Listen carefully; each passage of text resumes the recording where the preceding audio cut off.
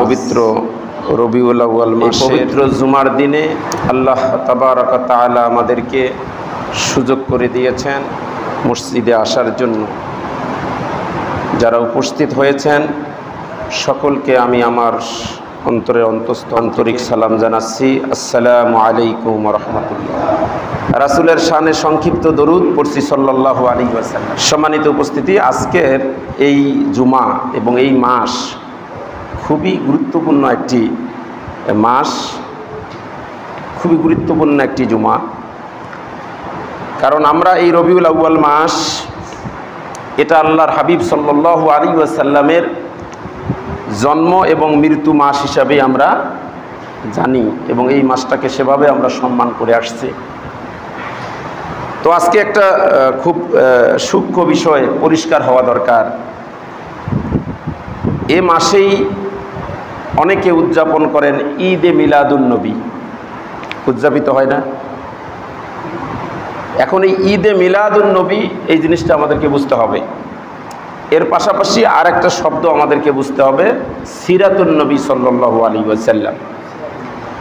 এই মিলাদ এবং সিরাত, এই দুটার পার্থক্য যদি আমরা সঠিকভাবে বুঝতে না পারি তাহলে কিন্তু আমরা ভুল করে যাব এবং ভুল আমল করব। এই দিবসগুলো আসলে আমাদের দেশের এক শ্রেণীর লোক আছে, তারা বেশি বাড়াবাড়ি করে, আবার আরেক শ্রেণীর লোক আছে তারা সারাসারি, মানে বাড়াবাড়ি আবার সারাসারি। অনেকে বলতেছে যে না, মিলাদুন নবী তারা অনেকভাবে ধুমধাম করে তারা জশ্নে জলুস মিছিলও বের করে, আছে না এক শ্রেণীর লোক। আবার আরেক শ্রেণীর লোক আছে এগুলো বেদাত, এগুলো করা যাবে না। তাহলে কি হয়ে গেল? বাড়াবাড়ি সারাসারি। তাহলে এখন আমরা কোনটা করব? এখন ছেড়ে দেব না বাড়াবাড়ি করব? তার মানে আমরা বাড়াবাড়িও করব না, সারাসারিও করব না। আমরা যেটা সঠিক সহি যেটা আমল সেটাই করব ইনশাআল্লাহ। তো তার আগে জিনিসটা পরিষ্কার হয়ে যায় আমরা যে মিলাদ মানে কি। মিলাদ মানে হলো জন্ম। মিলাদ মানে কি? জন্ম। আর মিলাদুন নবী মানে নবী সাল্লাল্লাহু আলাইহি ওয়াসাল্লামের জন্ম। আর ঈদ মানে হলো খুশি। তাহলে ঈদে মিলাদুন নবী অর্থ কি দাঁড়ালো? নবী করিম সাল্লাল্লাহু আলাইহি ওয়াসাল্লামের জন্মের খুশি, জন্মের খুশি। এখন এই জন্মদিন যদি উদযাপন করতে যাই, এটা ইসলামের বৈধতা কতটুকু? আবার রাসূল সাল্লাল্লাহু আলাইহি ওয়াসাল্লামের জন্মটা হয়েছে কবে, এগুলো বিশদ আলোচনা। তো মূল কথা যেটা আমি বলি, রাসূলুল্লাহ সাল্লাল্লাহু আলাইহি ওয়াসাল্লামের জন্মের বারের ব্যাপারে আন আব্দুল্লাহ ইবনে আব্বাস রাদিয়াল্লাহু তাআলা আনহুমা ওয়ালাদা রাসূলুল্লাহ সাল্লাল্লাহু আলাইহি ওয়াসাল্লাম ইয়াউমুস সাbt ইয়াউমুল ইসনাইন, অর্থাৎ রাসূলুল্লাহ সাল্লাল্লাহু আলাইহি ওয়াসাল্লাম সোমবার জন্মগ্রহণ করেছেন। আব্দুল্লাহ ইবনে আব্বাস রাদিয়াল্লাহু তাআলা আনহুমার বর্ণনা, তিনি কি বারে জন্মগ্রহণ করেছেন? সোমবার। তো বারের ব্যাপারে তেমন মতানৈক্য নেই, সোমবারে তিনি জন্মগ্রহণ করছেন। আর রাসূল সাল্লাল্লাহু আলাইহি ওয়াসাল্লাম জন্মদিন উদযাপন করেছিলেন বার্ষিক না, সাপ্তাহিক। রাসূল জন্মদিন উদযাপন করেছিলেন কি জন্য? সাপ্তাহিক জন্মদিন করছিলেন, অর্থাৎ তিনি প্রতি সোমবারে রোজা রাখতেন, বৃহস্পতিবারে রোজা রাখতেন। এই রোজা রাখার ব্যাপারে রাসূল সাল্লাল্লাহু আলাইহি ওয়াসাল্লামকে যখন জিজ্ঞাসা করা হয়েছে কেন আপনি সপ্তাহে রোজা রাখেন, তখন তিনি বলেন ফিহি উলিদতু, আমি এই দিনে জন্মগ্রহণ করেছি, এজন্য আমি এই দিনে রোজা রাখি। তাহলে পরিষ্কার হয়ে গেল রাসূলের জন্মবারের ব্যাপারে মতানৈক্য নেই, তিনি সোমবারে জন্মগ্রহণ করেছেন। এখন তারিখ, বেদায়া ও নেহায়া একটা কিতাব, এখানে আল্লামা মুহাম্মদ ইবনে কাসির তিনি এই তার কিতাবের ভিতরে এই রাসূল সাল্লাল্লাহু আলাইহি ওয়াসাল্লামের জন্ম তারিখ নিয়ে 7টা তারিখের কথা তিনি বলেছেন। কয়টা তারিখ? 7টা তারিখ তার কিতাবের মধ্যে উল্লেখ করেছেন। একটা হলো 2 রবিউল আউয়াল, 8 রবিউল আউয়াল, 10 রবিউল আউয়াল, 12 রবিউল আউয়াল, 17 রবিউল আউয়াল। আর আরেকটা মত হলো রবিউল আউয়াল মাসের 8 দিন বাকি থাকতে তিনি জন্মগ্রহণ করেছেন। আরেকটা মত হলো যে তিনি রমজানের 12 তারিখ জন্মগ্রহণ করেছেন। তাহলে মত হলো কয়টা? 7টা। এই 7টা মতের মধ্যে তিনি যুক্তি দিয়ে 4টাকে তিনি 4টা মতের পক্ষে যুক্তি তিনি খণ্ডন করে 4টাকে বাদ দিয়েছেন। তাহলে থাকলো কয়টা? 3টা তারিখের ব্যাপারে তিনি একটু জোরালো আলোচনা করেছেন। সেটা হলো 2, 8 এবং 12। যাই হোক, বিশদ আলোচনা। তার মধ্যে ওই আরেকটা বর্ণনা আছে, রাসূল সাল্লাল্লাহু আলাইহি ওয়াসাল্লাম হস্তি বছরে জন্মগ্রহণ করেছিলেন, আসহাবিল ফিল, হস্তি বছরে। আর সেই হিসাবে সেই মতটা হলো, হস্তি বছরটা হলো রাসূল সাল্লাল্লাহু আলাইহি ওয়াসাল্লামের জন্মের 50 দিন আগের ঘটনা, 50 দিন আগের ঘটনা। সেই হিসাবে হিসাব করে দেখা গেছে যে জন্ম তারিখটা হয় 8 রবিউল আউয়াল। এই 8 রবিউল আউয়ালটা হলো অনেক ওলামায়ে কেরামের মতে, বেশিরভাগ ওলামায়ে কেরামের মতে বিশুদ্ধ। আর 12 রবিউল আউয়াল এটা হলো প্রসিদ্ধ। একটা হলো বিশুদ্ধ, একটা হলো প্রসিদ্ধ। তো যাই হোক, এগুলো বিশদ আলোচনা, আমি ওইদিকে যাচ্ছি না। তাহলে মোট কথা যেটা আমরা বুঝলাম যে রাসূল সাল্লাল্লাহু আলাইহি ওয়াসাল্লামের জন্মের ব্যাপারে কি আছে? জন্ম তারিখের ব্যাপারে মতভেদ আছে। ঠিক এমনইভাবে রাসূলুল্লাহ সাল্লাল্লাহু আলাইহি ওয়াসাল্লামের মৃত্যু তারিখ নিয়েও কি আছে? মতবিরোধ আছে। এখন জন্ম তারিখের মতবিরোধ এটা মেনে নেওয়া যায়, কারণ ওই সময় তো সাহাবা আজমাইনেরা ছিলেন না, রাসূলের জন্মই হয় নাই, তখন সাহাবী ছিলেন? কেউ ছিলেন না। রাসূলকে নিয়ে কেউ অতটা ভাবেন নাই, অতটা সঙ্গীত আর ছিলেন না। এটা না হয় দিনক্ষণ না হয় জানা না থাকতো, কিন্তু রাসূলের এন্তেকালের সময় তো লক্ষাধিক সাহাবী কি ছিলেন? উপস্থিত ছিলেন, জীবিত ছিলেন। ওনারা নিজ হাতেই রাসূল সাল্লাল্লাহু আলাইহি ওয়াসাল্লামকে দাফন করেছেন, জানাজা পড়েছেন, পড়েন নাই? আচ্ছা, এই দিনটা ব্যাপারে কি মতভেদ থাকার কথা? এটা তো একটা নির্দিষ্ট দিন হওয়ার কথা, পরিষ্কার, একদম ঝকঝকে, একদম চকচকে থাকার কথা দিনের তারিখটা, কিন্তু কেন নাই? লক্ষাধিক সাহাবী থাকার পরেও এই দিনটা স্পষ্টভাবে এখানে মতবিরোধ কেন? তার মানেটা হলো এটাই যে রাসূলুল্লাহ সাল্লাল্লাহু আলাইহি ওয়াসাল্লামের জন্ম নিয়ে, কবে তিনি মারা গেলেন এটা নিয়ে সাহাবীদের এটা মনে রাখা প্রয়োজনে মনে করেন নাই। কারণ জন্ম মৃত্যু তারিখ মনে করে মৃত্যুবার্ষিকী পালন করতে হবে, এটা সাহাবীদের মাথায় ছিল না, এই চিন্তা তারা ছিল না। তারা রাসূল সাল্লাল্লাহু আলাইহি ওয়াসাল্লামের জন্ম মৃত্যু নিয়ে অতটা গবেষণা করেন নাই, কিন্তু তার সিরাত নিয়ে তিনি আলোচনা করেছেন। এখন শোনেন, সিরাতটা তাহলে কি? মিলাদ হলো জন্ম। তাহলে জন্ম হলো, একটা জন্ম মানুষের কত লম্বা সময় ধরে হয়? একটা মানুষের জন্ম কত লম্বা সময় ধরে হয়? জন্মটা প্রসব বেদনার পরে, ওটা তো প্রসব বেদনা আগে ওঠে, কিন্তু জন্মটা, তার জন্ম হতে কয়েক সেকেন্ড বা মিনিটেই না হয় ধরি, জন্ম হতে যদি কয়েক মিনিট লাগে, এটা হলো মিলাদ। আর সিরাতটা কি? সিরাত হলো রাসূল সাল্লাল্লাহু আলাইহি ওয়াসাল্লামের জন্ম থেকে নিয়ে মৃত্যু পর্যন্ত তার সারা জীবনের যে তার কর্ম, তার কার্যকলাপ, তার কর্মসূচি, তার যা কিছু তিনি করেছেন সবগুলো হলো সিরাত। তাহলে সিরাতের মধ্যে জন্ম আছে না নাই? আপনি একজনের জীবনালেখ্য, জীবনী লিখতে গেলে তার জন্ম বাদ দিয়ে জীবনী লিখতে পারবেন?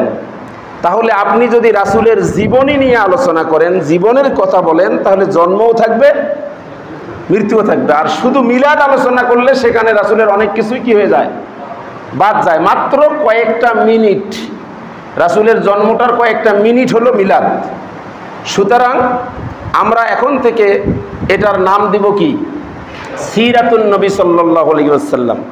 ভুলেও আমরা মিলাদুন নবী উদযাপন করব না, কিন্তু আমরা জাকজমক করে আমরা সিরাতুন নবী উদযাপন করতে পারবো, এখানে কোনো দোষের কিছু নেই। এটা আপনারা যে কোনো দিন, যে কোনো সময়ে এই মাসে করতে পারেন, কোনো সমস্যা নাই। এটা ধরাবাঁধা নিয়ম নাই যে অমুক তারিখেই করতে হবে, কিন্তু সেটা নাম দিতে হবে কি? সিরাতুন নবী সাল্লাল্লাহু আলাইহি ওয়াসাল্লাম। সিরাত মানে পুরা জীবন, জন্ম থেকে নিয়ে মৃত্যু পর্যন্ত আল্লাহ রাসূল যা করেছেন এটা হলো সিরাত। আর মিলাদ হলো রাসূলের জন্মটাই হলো মিলাদ। আর আপনি জন্মদিন পালন তো করতে পারবেন না, কারণ রাসূল সাল্লাল্লাহু আলাইহি ওয়াসাল্লামের নবুয়তের আগ পর্যন্ত আল্লাহ রাসূলের জীবনে যা যা ঘটেছে এগুলো হলো আল্লাহর রাসূলের নবুয়তের প্রমাণস্বরূপ ঘটেছে। এগুলো আমার আপনার জীবনে ঘটার কোনো সম্ভাবনা নাই, এগুলো আমাদের আমলেরও কোনো বিষয় নাই। বলেন তাহলে উদাহরণ কি? উদাহরণ হলো আল্লাহ রাসূল সাল্লাল্লাহু আলাইহি ওয়াসাল্লামের জন্ম হয়েছিল খাতনা অবস্থায়। রাসূল সাল্লাল্লাহু আলাইহি ওয়াসাল্লামকে আমরা জন্মের পরে খাতনা করি নাই, সুন্নতে খাতনা যেটা করা হয় এটা কখন করছি আমরা? জন্মের পরে। কিন্তু আল্লাহ রাসূল খাতনা অবস্থায় পৃথিবীতে এসেছেন, সুবহানাল্লাহ। তাহলে এইটা কি আমাদের এই আমলটা সম্ভব? আমাদের জীবনে সম্ভব নয়। কিন্তু রাসূলের জন্ম নিয়ে আলোচনা করতে পারবো, কিন্তু এটা আমাদের জীবনে আমাদের বাস্তবায়ন করা সম্ভব নয়। এরপরে দেখেন, আমাদের জন্মের পরে নারী কাটা হয়েছে না, মায়ের সঙ্গে যে সংযোগ, এটা জন্মের পরে নারীটা কাটা হয়েছে, কিন্তু আল্লাহ রাসূলের নারী কাটা অবস্থায় তিনি জন্মগ্রহণ করেছেন, সুবহানাল্লাহ। শুধু তাই নয়, আল্লাহ রাসূল যখন জন্মগ্রহণ করেছেন পৃথিবীতে, এই যে পারস্যরা এরা অগ্নি উপাসক, এরা আগুন দেখলে নমস্ত নমস্ত গায়, আগুনের উপাসনা করে। রাসূলুল্লাহ সাল্লাল্লাহু আলাইহি ওয়াসাল্লামের জন্মের আগ পর্যন্ত তারা যে আগুনের উপাসনা করেছিল, সেই আগুনটাকে তারা 1000 বছর ধরে আগুনটা জ্বালিয়ে রাখতো, আগুনটা তারা কখনো তারা নিভতেই দিত না। কতদিন? 1000 বছর আগুন নেবানোর সুযোগ নাই, সেইভাবে প্রক্রিয়া করে ওরা আগুনটাকে রেখেছে। কারণ হলো আগুনের তারা কি করে? পূজা করে। যেটা পূজা করে সেটাই যদি নিভে যায় তাহলে কি হবে? এই জন্য তারা তাদের প্রযুক্তি মতে আগুন যাতে নিভতে না পারে সে ব্যবস্থা তারা করেছে। কতদিন ধরে? 1000 বছর ধরে। কিন্তু আল্লাহর হাবিব সাল্লাল্লাহু আলাইহি ওয়াসাল্লাম যখন পৃথিবীতে এসেছিলেন, আসার সঙ্গে সঙ্গে তাদের সেই 1000 বছরের প্রজ্বলিত আগুনটা নিভে গিয়েছিল, সুবহানাল্লাহ। আপনি আমি জন্মিলে ওই অগ্নি উপাসকদের আগুন নেভবে? তাহলে এই জীবনী আমরা ধারণ করতে পারবো? পারবো না। আল্লাহর হাবিব সাল্লাল্লাহু আলাইহি ওয়াসাল্লাম তার জন্মের ব্যাপারে তিনি নিজে এভাবে ঘোষণা করেছেন যে আমি হলাম হযরতে ইব্রাহিম আলাইহিস সালাতু ওয়াস সালামের দোয়া, হযরতে ঈসা আলাইহিস সালাতু ওয়াস সালামের ভবিষ্যৎবাণী এবং আমার মায়ের সত্য স্বপ্নের ব্যাখ্যা।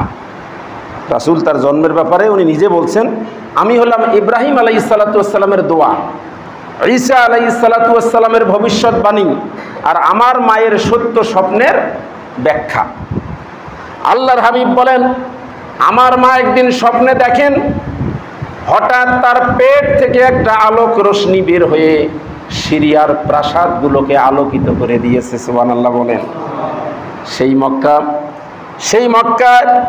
সেই আরব থেকে সিরিয়ার যতগুলো প্রাসাদ ছিল, রাজপ্রাসাদ, সেই আলো দিয়ে আল্লাহর হাবিব সাল্লাল্লাহু আলাইহি ওয়াসাল্লামের মা সেই আলো দিয়ে সিরিয়ার প্রাসাদগুলো দেখেছিলেন, বলুন সুবহানাল্লাহ। তাহলে এই স্বপ্নের ব্যাখ্যা আল্লাহর হাবিব সাল্লাল্লাহু আলাইহি ওয়াসাল্লাম, আল্লাহর হাবিবের মা যে স্বপ্ন দেখেছিলেন যে তার পেট থেকে একটা আলোক রশ্মি বের হয়ে সিরিয়ার প্রাসাদগুলোকে আলোকিত করেছে, আল্লাহর হাবিবের জীবনে কি এটা ঘটে নাই? তিনি কি আলোকিত করেন নাই? কি গোটা সিরিয়ার প্রাসাদকে কি শুধু আলোকিত করেছেন? না, আল্লাহর হাবিব সাল্লাল্লাহু আলাইহি ওয়াসাল্লাম তিনি এমন একটা নূর, তিনি গোটা বিশ্বকে কি করেছেন? আলোকিত করেছেন। কিয়ামত পর্যন্ত আল্লাহর হাবিবের সেই আলোতে তার উম্মতেরা পথ চলবে। তাহলে স্বপ্ন কি হয়েছে? সত্যি। ঈসা আলাইহিস সালাতু ওয়াস সালাম ভবিষ্যৎবাণী করেছিলেন, মিন বাদি ইসমুহু আহমদ, যে আমার পরে আমি শেষ নবী না, আমি শেষ রসুল না, আমার পরে একজন রসুল আসবেন যার নাম হলো আহমদ। রাসূল সাল্লাল্লাহু আলাইহি ওয়াসাল্লামের একটা নাম কিন্তু আহমদ।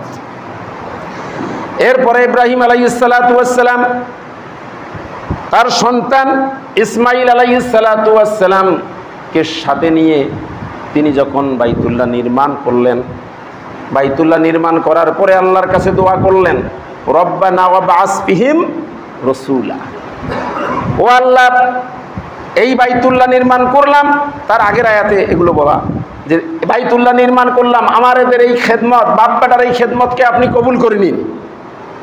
আর একটা দোয়া করলেন যে আমাদের রব্বানা ওয়াবাস ফিহিম রসুলা, আপনি আমার বংশ থেকে আপনি এমন একজন রসুল প্রেরণ করবেন যেই রসুল ইউআল্লিমুল কিতাবা ওয়াল হিকমা ওয়া ইউযাক্কিহিম, তিনি কি করবেন, তার উম্মতদেরকে জ্ঞান প্রজ্ঞা হিকমা শিক্ষা দিবেন এবং তাদেরকে পরিশুদ্ধ করবেন। দোয়াটা করেছিলেন কে? ইব্রাহিম আলাইহিস সালাতু ওয়াস সালাম। আল্লাহ তার দোয়া কি করেছেন? কবুল করেছেন। তার বংশ থেকেই বিশ্ব নবীর জন্ম হয়েছে। তো এই যে দুই একটা নমুনা বললাম, এরকম অসংখ্য অলৌকিক ঘটনা বিশ্ব নবী সাল্লাল্লাহু আলাইহি ওয়াসাল্লামের জন্মকে কেন্দ্র করে ঘটেছে। এগুলো আমরা আলোচনা করব ঠিকই, এখান থেকে আমাদের আমলের কিছু নেই। এখন এই জন্য মিলাদ না হয়ে আমাদের সিরাত আলোচনা করতে হবে। রাসূল সাল্লাল্লাহু আলাইহি ওয়াসাল্লামের পুরা জীবনের কর্মগুলো, এগুলো আমাদের আলোচনা করতে হবে। এই যে যারা জশ্নে জলুস নামে যারা মিছিল বের করে, তাদের অন্যতম একটা স্লোগান হলো জিন্দা নবীর আগমন শুভেচ্ছা স্বাগতম। মানে বাড়াবাড়ি যারা করতেছে তার একটা উদাহরণ দেই। ওরা জশ্নে জলুস নামে কি বের করে? মিছিল বের করে। মিছিলের ভাষা হলো জিন্দা নবীর আগমন শুভেচ্ছা স্বাগতম। তাহলে ওরা রাসূলকে কি বললেন? জিন্দা। তো ওদের অর্থ যদি এটা হয় যে রাসূল এই অর্থে জিন্দা যে রাসূল মরে নাই, রাসূল মরেন নাই, রাসূল জীবিত আছেন, এই অর্থে যদি এই মিছিল হয় তাহলে এটা হবে কোরআন বিরোধী। কি বিরোধী? কোরআন বিরোধী। কারণ আল্লাহ কোরআনে বলছেন যে ইন্নাকা মাইয়িতুন, ও নবী নিশ্চয়ই আপনি মরবেন। কে বলছে? আল্লাহ নিজে বলছেন ও নবী আপনি মরবেন। আর ওরা যদি মনে করে যে রাসূল মরে নাই, রাসূল জীবিতই আছে, তাহলে এই অর্থে যদি ধরে যে রাসূল মরেইনি, তাহলে কোরআন বিরোধী স্লোগান। কারণ আল্লাহ বলছেন ইন্নাকা মাইয়িতুন, যে নবী আপনি মরবেন। তাহলে রাসূল সাল্লাল্লাহু আলাইহি ওয়াসাল্লাম মরেন নাই? মরছেন। এখন আর একটা হাদিস আছে, সে হাদিসটা হলো আল আম্বিয়াউ আহইয়াউ ফি কুবুরিহিম। যে হাদিসটা হলো এরকম সহি হাদিস যে নবীগণ আম্বিয়াউ আহইয়াউ ফি কুবুরিহিম, যে নবীগণ কবরের মধ্যে জীবিত। ভাষাটা বুঝতে হবে। তাহলে নবীরা জীবিত আছেন, এ কথাটা সত্য। আমাদের নবী মুহাম্মদ সাল্লাল্লাহু আলাইহি ওয়াসাল্লাম তিনি এখনো কি আছেন? জীবিত আছেন, কিন্তু কোথায়? কবরে। এখন যারা বলে জিন্দা নবীর আগমন শুভেচ্ছা স্বাগতম, তারা যদি এই হাদিসের আলোকে বলে তাহলে জিন্দা নবী এটা ঠিক আছে, আগমন কথাটা হাদিস বিরোধী। আগমন হলে তাদের মানে আসতে হবে তো, কিন্তু হাদিসটার ভাষা হলো যে রাসূলরা জীবিত আছেন, কিন্তু কোথায়? কবরে। তাহলে এই মিছিলটা একদিকে যেদিকেই তারা অর্থ নেই, যদি মনে করে রাসূল একেবারে মরেনি তাহলে কোরআন বিরোধী, যদি বলে যে না রাসূল তো কবরে জীবিত আছে, তাহলে আগমন কেমন করে করলেন উনি তো কবরে জীবিত। তাহলে বোঝা যাচ্ছে এরা কি করতেছে? বাড়াবাড়ি করতেছে। আবার যারা বলতেছে এটা নিয়ে কোনো কথাই বলা যাবে না, এগুলো উদযাপনও করা যাবে না, এটা সারাসারি। কারণ রাসূল সাল্লাল্লাহু আলাইহি ওয়াসাল্লামের সিরাত আলোচনা করাটা খুবই জরুরি। কারণ রাসূল সাল্লাল্লাহু আলাইহি ওয়াসাল্লামের সিরাত যদি আপনি আলোচনা না করেন, রাসূলের যদি কর্মপদ্ধতি, রাসূল কি করে গেছেন এটা যদি আপনি নাই জানেন, তাহলে আমরা অনুসরণ করব কিভাবে? এখন এই রাসূল, আমাদের রাসূল তো যেন তেন রাসূল না। আমাদের রাসূল কেমন রাসূল? তিনি কোন অবস্থায় তিনি এসেছিলেন? ইসলাম পূর্ব যুগে আরববাসীগণ যখন অজ্ঞানতার অন্ধকারে নিমজ্জিত ছিল, নানা প্রকার কুসংস্কারে নিপতিত ছিল, ব্যক্তি স্বাতন্ত্র্য, বাক স্বাধীনতা, রাজনৈতিক অধিকার, অর্থনৈতিক স্বাধিকার, এমনকি সামাজিক মূল্যবোধ থেকেও বঞ্চিত ছিল, ঠিক তখনই ওই দিশেহারা আরব জাতিকে সঠিক পথের দিশা দেওয়ার জন্য আরবের ভাগ্যাকাশে সিরাজুম মনির তথা সমুজ্জ্বল আলোকবর্তিকা হিসাবে তিনি এসেছিলেন। তিনি এমন আলোর মশাল হাতে নিয়ে এসেছিলেন এবং তার অগ্নিবীণার ঝংকারে তন্দ্রাচ্ছন্ন জাতির সুপ্ত প্রাণে বিপ্লবের জোয়ার এসেছিল। এবং আল্লাহ রাসূল সাল্লাল্লাহু আলাইহি ওয়াসাল্লাম সেই সমাজটাকে, যেই সমাজটা সম্পর্কে আপনাদের ধারণা আছে, এই জাহিলিয়া যুগের সমাজ, সেখানে জেনায় ভরপুর, সেখানে মদ, সেখানে জুয়া, সেখানে এমন কোনো অন্যায় নেই, খুন রাহাজানি, মানে এমন কোনো অন্যায় নেই যেটা ওই সমাজের মধ্যে ছিল না। এরকম একটা সমাজকে তিনি আবির্ভাব হয়ে তিনি কি করেছেন, সেই সমাজটাকে তিনি পরিবর্তন করে দিয়েছেন।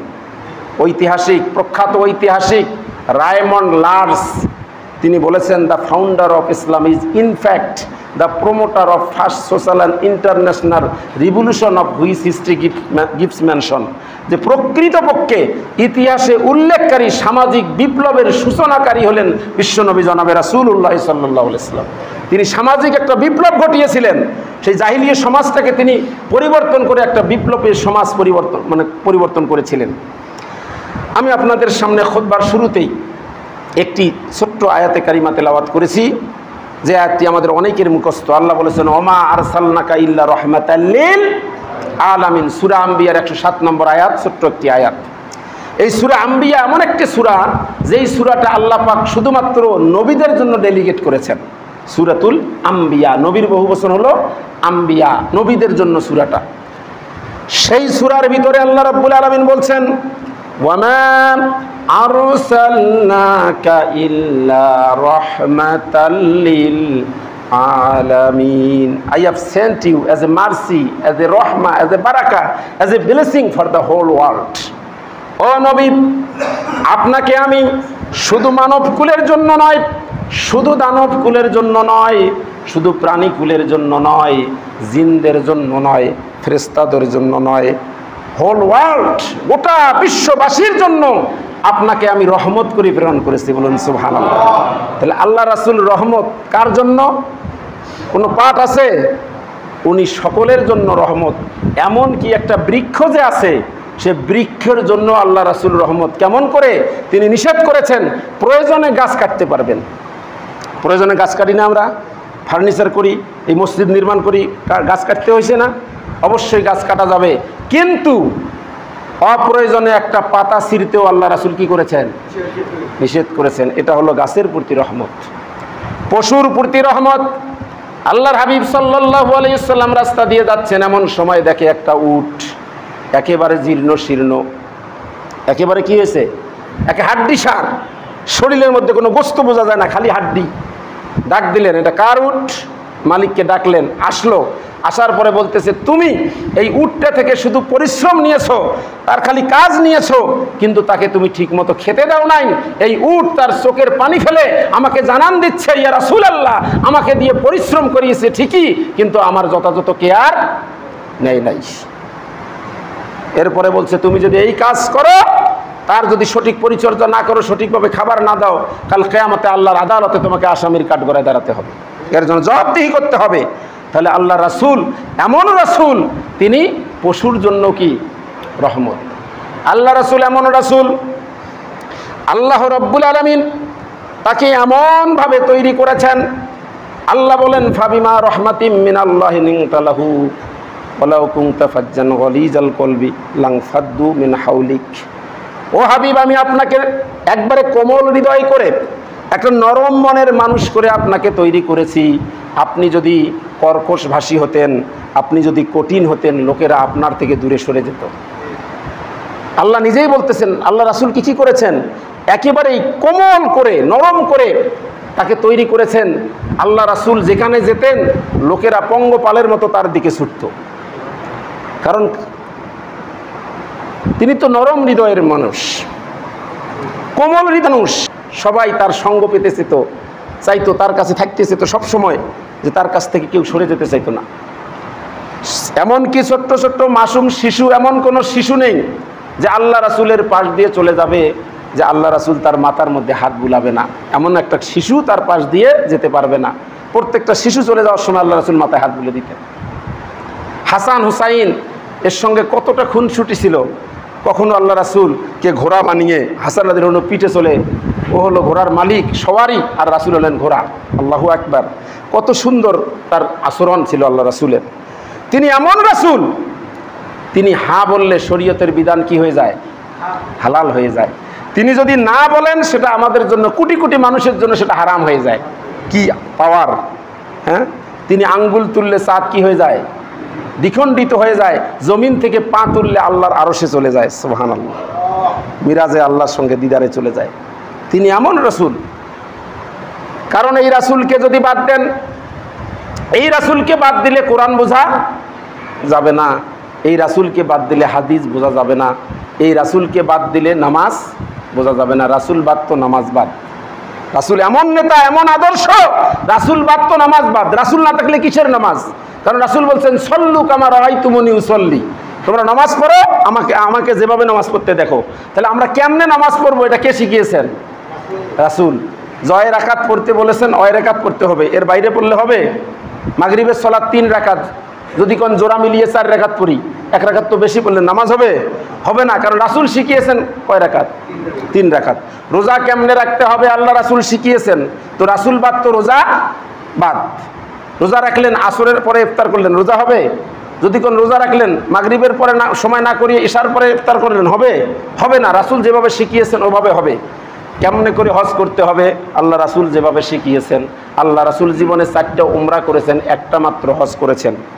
একটা মাত্র হজ করে হজের বিধিবিধানগুলো তিনি এমনভাবে শিক্ষা দিয়েছেন গোটা বিশ্ববাসীর জন্য কিয়ামত পর্যন্ত।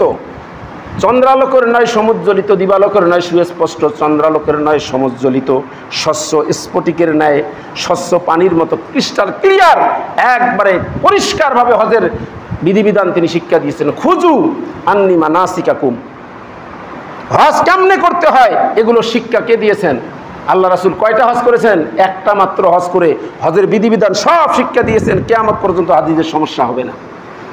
তিনি এমন রাসূল, তিনি যেমনি করে রাসূল যেমন আল্লাহ রাব্বুল আলামিন তার চরিত্রটাকে ওই রকম সুন্দর করেছেন। আল্লাহ রাসূলের চরিত্র, আপনি আমি যে নেতার আদর্শ মানি, যেই নেতার আদর্শের জন্য সারা জীবনে আন্দোলন করি, সংগ্রাম করি, আপনি আমি বলতে পারবো যে আমাদের নেতা কোনোদিন মিথ্যা কথা বলে নাই? কেউ গ্যারান্টি দিতে পারবেন? আপনি যে নেতার, এই রাসূলকে বাদ দিয়ে যে নেতার আদর্শ মানেন, গ্যারান্টি দিতে পারবেন যে আল্লাহ রাসূল আমার নেতা মিথ্যা বলে নাই, আমার নেতা জেনা করে নাই, আমার নেতা কাউকে প্রতারণা করে নাই, এরকম করে কোনো অন্যায় করে নাই, এরকম নেতা একটাও খুঁজে পাওয়া যাবে না আল্লাহ রাসূলকে ছাড়া। অথচ আল্লাহর হাবিব সাল্লাল্লাহু আলাইহি ওয়াসাল্লামের চরিত্রের ব্যাপারে আল্লাহ নিজেই গ্যারান্টি দিয়েছেন। আল্লাহ রাসূলের চারিত্রিক সনদটা কে দিছে? আমরা চারিত্রিক সনদ নিতে যাই আমাদের ইউনিয়ন পরিষদের চেয়ারম্যানের কাছে, গেজেটেড কর্মকর্তার কাছে, তারা দেয়। এই চারিত্রিক সনদের কোনো গ্যারান্টি আছে? যেটা লিখি দেয় ওইটা যে সত্য, কোনো গ্যারান্টি আছে? কিন্তু আল্লাহর হাবিবের চারিত্রিক সনদ দিয়েছেন স্বয়ং আল্লাহ। আল্লাহ বলেছেন ওয়া ইন্নাকা লাআলা খুলুকিন আযীম, ও নবী আপনি সুমহান চরিত্রের অধিকারী। এরপরে হাদিসে রাসূল বলছেন বুইস্তু লিউতিম্মা মাকারিমাল আখলাক, আমি উন্নত চরিত্রের পূর্ণতা দেওয়ার জন্য প্রেরিত হয়েছি। সুবহানাল্লাহ বলেন। এখানে কি বলেছেন আল্লাহ? ওয়া ইন্নাকা লাআলা খুলুকিন আযীম, যে আপনি আজিম, এই কথাটা একটু বলছি যে আরবিতে এই যে প্রশস্ত, চওড়া বা প্রশস্ত, এটাকে বোঝানোর জন্য আরবির একটা শব্দ হলো আরিক। আবার গভীরতা, গভীরতা বোঝানোর জন্য একটা শব্দ হলো আমিক। আর আজিম ওই জায়গায় ব্যবহার হয় যার চওড়া, প্রশস্ত কত বড় প্রশস্ত, প্রশস্ত যে কত বড় এটা মাপার কোনো যন্ত্র নাই। যার গভীরতা কত গভীর এটার মাপার কোনো ফিতা নাই, সেই জায়গায় আজিম শব্দটা ব্যবহার হয়। তাহলে আল্লাহ রাসূলের চরিত্রের ক্ষেত্রে আল্লাহ বলছেন ওয়া ইন্নাকা লাআলা খুলুকিন আযীম, ব্যবহার করে আল্লাহ জানিয়ে দিচ্ছেন ও নবী আপনার চরিত্র এমন চরিত্র, আপনার চরিত্রের প্রশস্ততা এটা যদি কেউ মাপতে যায়, এই প্রশস্ত মাপার যন্ত্র কিয়ামত পর্যন্ত কেউ আবিষ্কার করতে পারবে না। আপনার চরিত্র যে কত গভীর এটা যদি কেউ মাপতে যায়, এই চরিত্রের গভীরতা মাপার কোনো ফিতা কেউ আবিষ্কার করতে পারবে না। আম্মা জান আয়েশা সিদ্দিকা রাদিয়াল্লাহু আনহাকে জিজ্ঞাসা করা হলো বিশ্বনবীর চরিত্র সম্পর্কে। আম্মা জান আয়েশা রাদিয়াল্লাহু তাআলা বললেন, ও আল্লাহর নবীর সাহাবীরা, তোমরা রাসূলের চরিত্র সম্পর্কে আমাকে জিজ্ঞাসা করো, তোমরা কি কোরআন পড়ো নাই? বলে হ্যাঁ আমরা তো কোরআন পড়েছি। তখন আম্মা জান আয়েশা সিদ্দিকা রাদিয়াল্লাহু বলছেন যে কানা খুলুকুহু আল কোরআন, তোমরা যদি কোরআন পড়ে থাকো, কোরআনের চরিত্রই হলো রাসূলের চরিত্র। সুবহানাল্লাহ বলেন। পুরা কোরআনে এই 30 পারায় থিওরিটিক্যালি যা বলা আছে আল্লাহর হাবিব সাল্লাল্লাহু আলাইহি সাল্লাম তার এই 63 বছর এই জিন্দেগিতে তিনি এটা সব প্র্যাকটিক্যালি করে দেখিয়েছেন। সুবহানাল্লাহ। রাসূলের আরেক স্ত্রী উম্মে সালামা রাদিয়াল্লাহু তাআলা বলছেন, ইনদামা ইয়ামশি রাসূলুল্লাহ সাল্লাল্লাহু আলাইহি ওয়াসাল্লাম আলাল আরদ কাআন্নাল কুরআন ইয়ামশি আলাই। আম্মা জানা উম্মে সালামা রাদিয়াল্লাহু তাআলা বলেন, আল্লাহর হাবিব সাল্লাল্লাহু আলাইহি ওয়াসাল্লাম যখন রাস্তা দিয়ে হেঁটে যেতেন তখন মনে হতো যে ওই রাস্তা দিয়ে আল্লাহর রাসূল সাল্লাল্লাহু আলাইহি ওয়াসাল্লাম নয়, স্বয়ং কোরআন রাস্তা দিয়ে হেঁটে হেঁটে যাচ্ছে। সুবহানাল্লাহ। হযরত যায়েদ ইবনে সামুরা রাদিয়াল্লাহু তাআলা বলেন, একদিন আমি চাঁদনি রাতে দাঁড়িয়েছি। চাঁদনি রাতে দাঁড়িয়ে আমি একবার চাঁদের দিকে তাকাই আর আমার পাশে থাকা একদিন বিশ্ব নবীর দিকে তাকাই। আমি একবার চাঁদের দিকে তাকাই আর আমি একবার নবীর দিকে তাকাই। আমার পর্যবেক্ষণে আমার মনে হলো ওই চাঁদের চেয়ে হাজার হাজার লক্ষ গুণ বেশি সুন্দর হলো আমার নবী সাল্লাল্লাহু আলাইহি ওয়াসাল্লাম। আল্লাহর হাবিব সাল্লাল্লাহু আলাইহি ওয়াসাল্লাম যখন কোনো রাস্তা দিয়ে হেঁটে যেতেন, এরপরে কেউ যদি আসতো ওখানে, তারা অনায়াসে বুঝতে পারত কিছুক্ষণ আগে আল্লাহ রাসূল এই পথ দিয়ে হেঁটে গেছে। তার মানে তিনি যে পথ দিয়ে হেঁটে যেতেন সেই পথে মেশকো আম্বারের সুগন্ধ লেগে থাকতো। এমন রাসূল ইনশাআল্লাহ আমরা এই রাসূলের জীবনী, এই রাসূলের সিরাত আমরা আলোচনা করব। এখন আপনাদের